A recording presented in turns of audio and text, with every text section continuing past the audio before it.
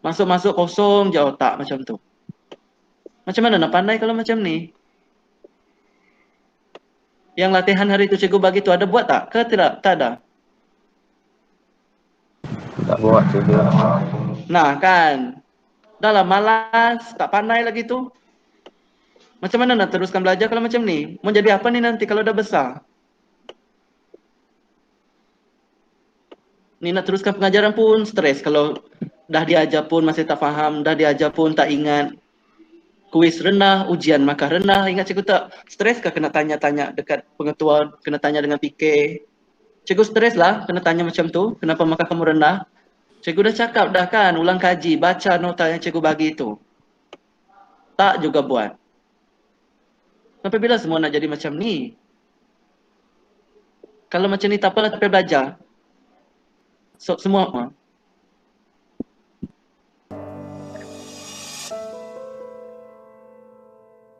Selamat pagi dan salam sejahtera Cikgu Ta. Terima kasih kerana sudi luangkan masa untuk join sesi konseling kita pada hari ini. Sebenarnya saya terdapat banyak luahan dari guru-guru juga murid-murid, terutamanya murid-murid tentang prestasi Cikgu Ta sebagai seorang guru. Sebab lately dorang perasan yang Cikgu Ta makin baran, macam ada masalah personal dalam hidup. Jadi guru-guru yang lain juga syorkan bahawa saya mengadakan sesi konseling bersama Cikgu Ta. Okey, terima kasih bahagian konseling kerana memanggil saya untuk sesi ini. Dan boleh saya tanya kenapa saya dipanggil untuk sesi konseling ini? Kerana insiden sebelum ni di mana Cikgu Ta banyak marah murid walaupun mereka melakukan kesalahan yang sangat sederhana, contohnya tidak menjawab soalan Cikgu Ta. Lepas tu Cikgu Ta juga sering menamatkan sesi pengajaran sebelum waktu yang sepatutnya lah. Jadi di sini Cikgu Ta sudah hangat dikatakan dari mulut guru dan para murid, dan mereka semua risau tentang Cikgu Ta sebab Cikgu Ta nampak macam ada banyak masalah. Sebenarnya saya rasa pun memang saya ada masalah melibatkan hal keluarga. Tapi saya tak tahu nak sharing dengan siapa lah. Itulah sebabnya saya mengadakan sesi konseling ni. Kalau Cikgu Ta tidak keberatan, Cikgu Ta boleh share dengan saya. Saya akan janji apa yang kita bincangkan ni akan menjadi antara between kita dua aja lah. Saya tidak akan share dengan orang lain. Saya tak tahu cerita nak mula dari mana, tapi saya ceritakan sedikit lah apa yang berlaku. Sebenarnya kan mak saya sekarang sedang sakit mengidapi masalah buah pinggang dan perlu pergi hospital untuk dialisis. Lepas tu dia akan bermalam lah, kadang-kadang perlu bermalam di hospital sebab dia perlu berubatkan, dan segala 100% tu saya yang urus lah. Kami ada 2 adik-beradik, saya dan abang saya. Saya pernah bagi tahu abang bahawa mak saya sedang sakit, mak kami sedang sakit lah. Tapi abang tu macam tak kisah, dia tak. Kalau saya minta dia balik kampung pun dia busy selalu. So sampai kadang-kadang kami berchat pun sampai bergaduh. Boleh Tapi saya saya tak tahu peduli. Ya. pekerjaan abang Cikgu Ta apa? Dia sebagai seorang engineer di KL.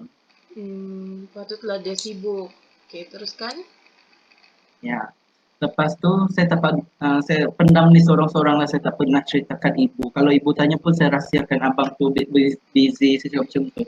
Tapi sedangkan saya seorang-seorang dia menanggung semua perbelanjaan, dan kadang-kadang kan pada pendapat saya lah masalah yang saya hadapi, masalah pertama tekanan dari keluarga, masalah kewangan juga.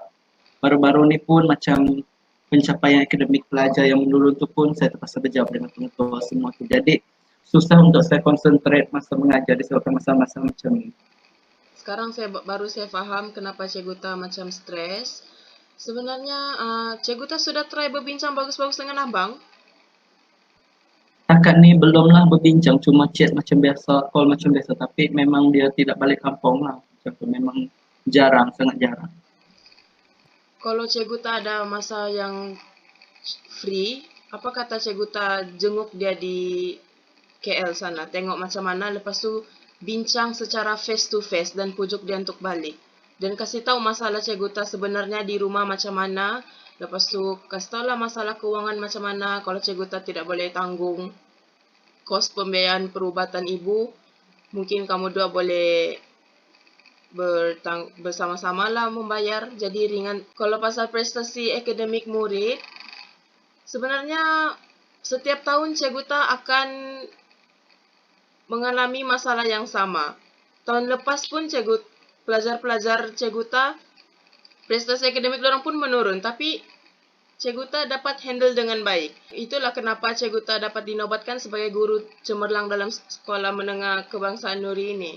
Sebab kami memang tahu Cikgu Ta memang capable untuk meningkatkan prestasi murid yang merundum. Cuma tahun ni Cikgu Ta lain sikit. Kalau pada pendapat saya lah, cadangan dari Cikgu konseling ni bagus untuk saya pergi face to face dengan abang. Saya rasa saya pun perlu pergi face to face jumpa dia untuk menceritakan masalah sebenar. Dan pada tahun lepas tu, saya rasakan memang menurun tu mungkin bukan disebabkan bukan masalah saya juga, sebab ada masalah dari faktor pelajar juga, dan tidak terbawa-bawa dengan perasaan lah. Dengan maksudnya saya memang fokus dalam mengajar. Saya buat kelas tambahan macam tu, so secara langsung bolehlah tingkatkan akademik pelajar. Tapi kali ni memang saya rasa saya mengabaikan mereka. Kalau marah sikit-sikit macam memarah, biasalah kan tertekan. Jadi di sini punca masalah utama Cikgu Ta ialah pasal keluarga. Jadi walau macam mana pun Cikgu Ta ada idea macam mana mau solve masalah dengan keluarga. Macam mana yang kita tahu, walaupun abang Cikgu Ta sentiasa busy, walaupun abang Cikgu Ta jarang mau balik rumah, jarang mau tolong mamak Cikgu Ta, tapi kita sebab apa satu macam peribahasa mengatakan air dicincang tidak akan putus. Jadi saya rasa masalah ni boleh diselesaikan, cuma Cikgu Ta perlu tenang dan fikir solusi untuk menyelesaikan masalah ini.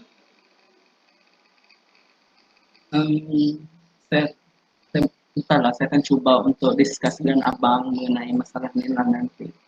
Cuma sekarang ni bab menjaga ibu bapa ni saya rasa mungkin dari saya juga, saya tak boleh mengeluh sebenarnya kan menjaga ibu bapa, sebab mereka yang membesarkan kita, yang membagi dari kecil sampai besar sekarang ni.